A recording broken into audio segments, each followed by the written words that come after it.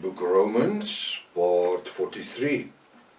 I'm Professor Hannes Redinghuis of the First Assembly of Yafashua in South Africa, Victoria, Montana, also international. Should you require any of my books which I've written, maybe the 2 keys to the book of Revelation, which is written for the end time where we are living in. Should you require any information, you can just contact me at my WhatsApp number. It's +27 international code 0722 367 124. Just go to my website https://yafah.co.za. If this is the first time that you are about to participate in study, you are so very welcome. Please go to part 1, start from the beginning, because you've missed out on quite a bit of information. Also very important to subscribe to the channel in order to receive the different notifications of all the studies that we are currently busy with. Please send this link to your friends and family, everybody that's dear to you. Make sure at least have a 1611 King James Bible or the Restoration of the Original Sacred Name Bible, pen and a notepad ready. Very important to know, we do not associate ourselves with any of the following groups: any Messianic groups, Israel Vision groups, the Hebrew movement, the Sacred Name movement, the Yam movement, Seventh-day Adventists, Jehovah's Witnesses, Catholics, Protestants. We are not part of a church, a denomination, or any organization in the world. We are only an end-time Bible study group. And we are not any new kind of Hebrew movement or something. There's a new story. We now are a new Hebrew movement. No, we're not. We are functioning in English. All we do is we're using the ancient Hebrew sacred names as it was.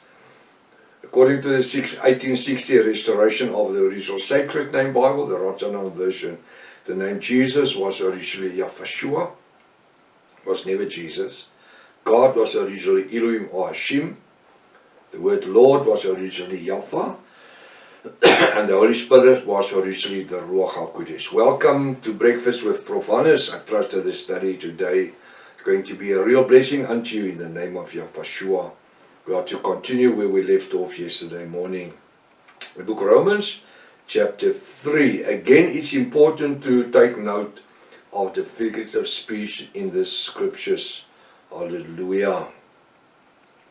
For if the truth of Yahweh Almighty, well, let me start over again. For if the truth of Yahweh Almighty, which is God, had more abundant through my lies unto his glory, why yet am I also judged as a sinner? This is Apostle Paul speaking. This is Apostle Paul speaking. If the truth that he was preaching about Yahweh Almighty, the creator of heaven and earth, and Yafashua, had more abundant through my lie unto his glory. Now look at that word his. Should be a capital H, make it a H, and glory should be a capital G. At least my lie. So Apostle Paul said, if I'm lying, why would I lie to give glory to Yahweh Almighty and to his glory?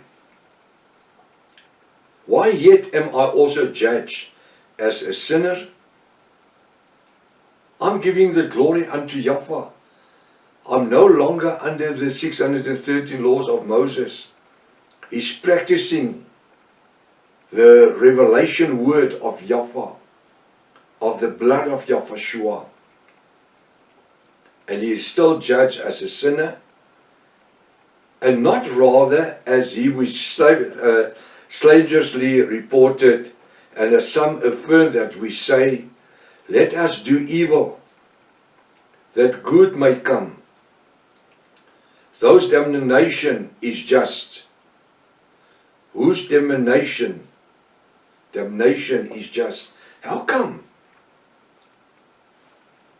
That they do the bad things, the sin of this world, and they justify themselves by the word of Yahweh. Yahweh has never used sin to justify himself. Yahweh came and preached against sin. She says that we are not to be affirmed with sin. We must love the sinners, but not sin to love them. You understand what we're saying now? We love the sinner, not the sin. And we don't need to do sin to win them. We need to live the life in the abundance of the Ruach HaKodesh fruits, which Yahweh has provided for us through Yahweh's death, burial, resurrection, His ascension into heaven, the outpouring of the Ruach HaKodesh on the day of Pentecost, Acts chapter 2, where 3,000 souls, the first service after Yahweh ascended into heaven. Apostle Paul used the keys of the revelation words, because Yahweh says that He will give him the keys, and He opened the kingdom unto 3,000 souls that day, who were immersed in the name of Yahweh to the remission of our sins.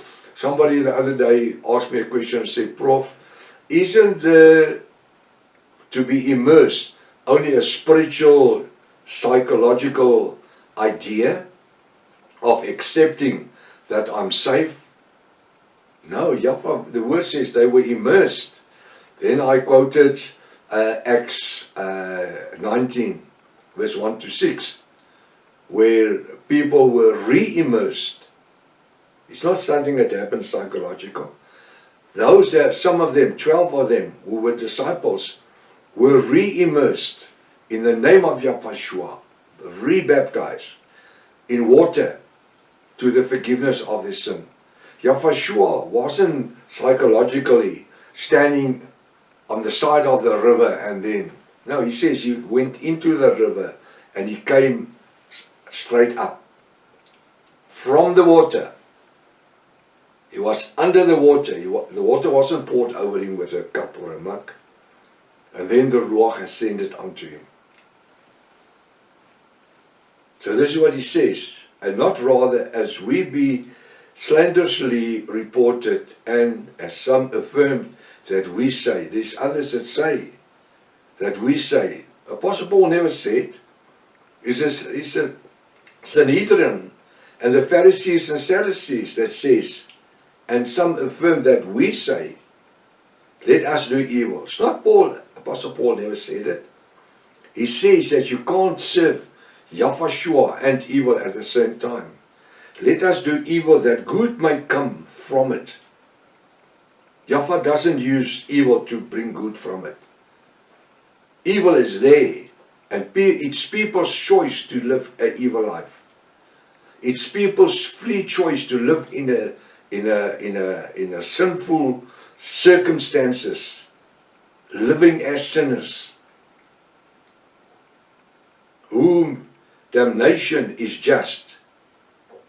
Then they want to justify. They were condemned. Damnation, they were condemned. And now as they say, it's justified to do sin. Apostle Paul never gave us a right mark to say, do sin, and then through that you will be saved. No. Instead, the word says, Yahweh taught us to break with sin. He said that we must have no part in sin. That is why He came to die for us, is to separate us. Apostle Paul says, we are in the world, but we're not from the world. We function in a worldly situation, set up daily. And that Yahweh doesn't want us in a convent or hideaway in a synagogue or somewhere. No, He wants us in the world, where people can look at the Yahwist, at us, and say, this is what I want. Look at these people. They live the word. They live the scripture. They lived in the Ruach HaKodesh. They live through the blood of Yahweh. They mustn't say, but because a lot of people use the word Christian, and I heard this many times in my life when I was a young pastor, They say, if this is what Christianity is, you are a Christian. I don't want to be a Christian. Why? Because the guy was still visiting the brothel and having parties on a Friday night and brandy and coke and hamburgers and chips, and you see what I'm talking, and the filth, conversations that's there, pornographic movies and pole dancing, and I'm just using this a couple of the sin, smoking weed and taking drugs, and then they call themselves Christians. I'm so glad I'm not a Christian. I'm a Yahwist. The word Christian was created 327 at the council of, after Yahweh, at the council of Nicene. Constantine, Emperor Constantine, created the word Christian. It means to be like Yahweh, Christ-like, Christian. Now he says, we don't need to do evil to show that we are saved from evil. No. We do not have no part in every evil. I want to call evil sin. Different sins. Remember, I said it a long time ago, there's no great sin or small sin. Sin is sin. And it's that little sins that we sometimes cherish, that we put to bed. Little sin. That's what's going to kill them. That's going to cost your eternity, your everlasting life. Yahweh comes. He came in order for us to live sinless. What? The world says everybody has sinned, and that breaks them apart from Yahweh. But he says, by grace we are saved. I listened to a pastor the other day that say, we are all sinners. No. The Bible says we are part of the bride of Yahweh. We are supposed to be separated, set apart. We live in a sinful setup world. We're part of a sinful business world. But in this sinful world, there's business people, they practice their business.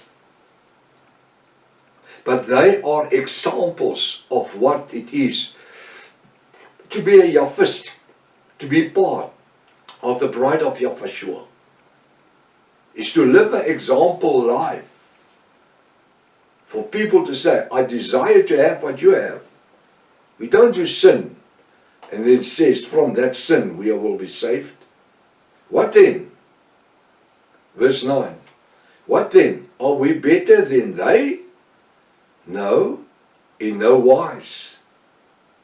We can't boast in ourselves. It is grace upon grace. And that grace, it has a name. I said it a couple of times. That name of the grace's name is Yahweh. He is grace. He became grace. What then? Are we better than they? No, in no wise. For we have before proved both Jews and Gentiles. For we before proved both Jews and Gentiles that they are all under sin. Yeah, Jews and Gentiles. The Jews because of the 613 laws. The Gentiles because of not having a written law by which they lived. But we are neither Jew nor Gentile. Did you know that? Excuse me? I'm not a Jew. I'm not a Hebrew. I'm not a Gentile. I am part of the bride of Yahweh, and so are you supposed to be. We are called Yahwist, not Jew or Gentile. We were Gentiles. And that's why this new saying that we are a spiritual Jews or a spiritual Israel. No, it's not for the bride of Yahweh. The church want to be a spiritual Israel. And that's why they are turning back to circumcision. They're turning back to keeping the Sabbaths and the laws. We are not. We are living under the two kingly laws. Hear your first, Yahweh your Elohim is one. You must love him with your whole heart, your soul's dimension, and your brother like yourself. That's the two kingly commandments. We are not Jew or Gentiles. That they are all under sin. Why? Because the Jews and Gentiles live under sin.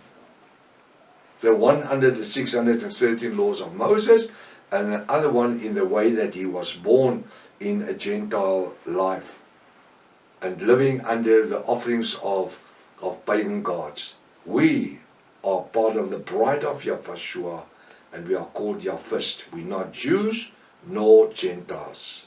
We are part of the bride called Yahvist. Until tomorrow morning, Maranatha. Yahushua is coming back again. Hallelujah.